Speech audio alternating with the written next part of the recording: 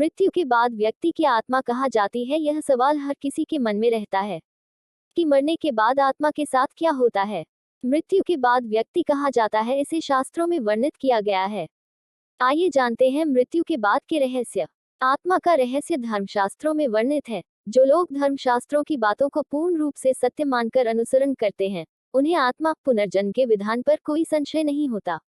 ऋषि महर्षियों ने अपने योग आदि बल से समूचे ब्रह्मांड का निरीक्षण कर धर्मशास्त्रों की रचना मानव कल्याण एवं मार्गदर्शन हेतु की है।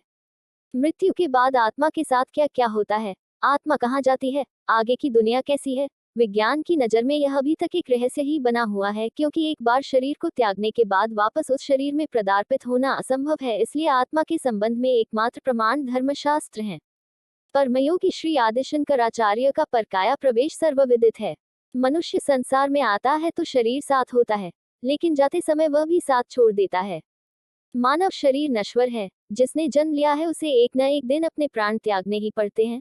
भले ही मनुष्य या कोई अन्य प्राणी 100 वर्ष या उससे भी अधिक क्यों न जी ले, लेकिन अंत में उसे अपना शरीर छोड़कर वापस परमात्मा की शरण में जाना ही होता है। अक्सर लोग सोचते हैं, मृत्यु के बाद आत्मा क्या करेगी, कहाँ जाएगी।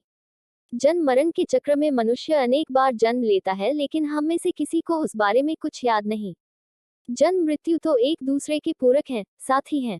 संसार के सब ऐश्वर्य क्षणभंगुर है, विनाशशील हैं, शाश्वत नहीं। जैसे मनुष्य पुराने वस्त्रों को त्याग कर दूसरे नए वस्त्रों को ग्रहण करता है, वैसे ही जीवात्मा पुराने शरीर को त्याग कर दूसरे नए शरीर को प्राप्त होता है। जो आत्मा को समझ लेता है, वह मृत्यु के रहस्य को जान जाता है। जन्म, मृत्यु और पुनर्जन्म पुराने हो चुके कपड़े को उतार कर नए पहनने जैसा है। वर्तमान मानव अपने को कई तरह के भय से जकड़ा हुआ पाता है, जैसे असफलता का भय, असुरक्षा का भय इत्यादि। परंतु इन सभी से बढ़कर एक भय है जो मनुष्य को जीवन पर्यंत सताता रहता है, वह है मृत्यु का भय। हर व्यक्ति जानता है कि जिसने भी जन्म लिया है उसकी मृत्यु सुनिश्चित है, परंतु अपने अंतिम क्षणों तक वह इस अथक सत्य को झुठलाता रहता है और उसे स्वीकार नहीं कर पाता। जीवन, मृत्यु की एक धीमी, लंबित एवं सतत प्रक्रिया है। मृत्यु में वही क्रिया तो पूर्ण होती है जिसका आरंभ जन्म से हुआ है, और सही भी यही है कि मृत्यु का आरंभ जन्म से ही तो होता है। इसलिए अक्सर कहा जाता है कि अंत ही प्रारंभ है। गरुड़ पुराण एवं गीता आदि धार्मिक ग्रंथों के अध्ययन से जन्म, मृत्यु एवं आत्मा से संबंधित तत्वों का बोध होता है। गीता के उपदेशों में भगवान श्री कृष्ण कहते हैं कि आत्मा अमर है, उसका अंत नहीं होता, वह सिर्फ शरीर रूपी वस्त्र बदलती है। गरुड़ पुराण जो मरने के पश्चात आत्मा के साथ होने वाले व्यवहार की व्याख्या करता है, उसके अनुसार जब आत्मा शरीर छोड़ती है तो उसे यमदूत लेने आते हैं।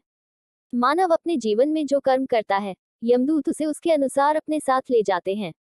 शास्त्रों में वर्णित तथ्यों के कथन अनुसार अगर मरने वाला सज्जन है, पुण्यात्मा है, तो उसके प्राण निकलने में कोई पीड़ा नहीं होती है, लेकिन अगर वो दुराचारी या पापी हो तो उसे पीड़ा सहनी पड़ती है। आत्मा के बारे में सभी तत्व धर्मशास्त्रों में वर्णित हैं। इन्हें मानना अथवा न मानना व्यक्ति विशेष की इच्छा पर निर्भर करता है। वीडियो पसंद आए हो तो एक लाइक और हमारे चैनल को सब्सक्राइब करें।